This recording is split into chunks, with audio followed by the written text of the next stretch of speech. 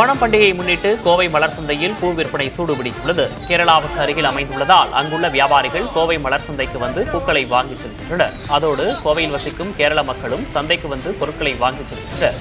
மல்லி 800 ரூபாய்க்கும், ரோஜாக்கள் 300 ரூபாய்க்கும், வெள்ளை சாமந்தி 400 ரூபாய்க்கும் விற்கப்படுகின்றன.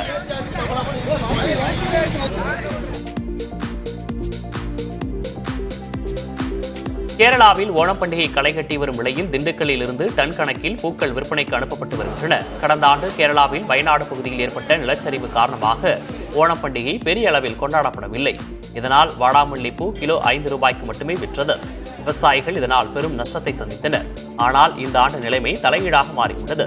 கேரளாவில் ஓணம் பண்டிகை கோலாகலமாக கொண்டாடப்படுவதால் திண்டுக்கல் பூ மார்க்கெட்டிலிருந்து கடந்த 10 நாட்களாக தினமும் 10 முதல் 15 டன் வரை வாடாமல்லி, செண்டு மல்லி, மல்லிகை போன்ற பூக்கள் கேரளாவிற்கு விற்பனைக்கு அனுப்பப்படுகின்றன.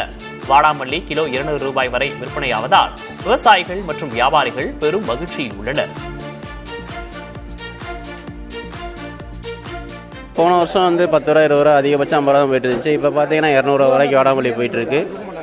செண்டு மல்லி 100 ரூபா 120 ரூபா போயிட்டு இருக்கு. கோழிக்கொண்டை 70 ரூபா 80 ரூபா போயிட்டு இருக்கு.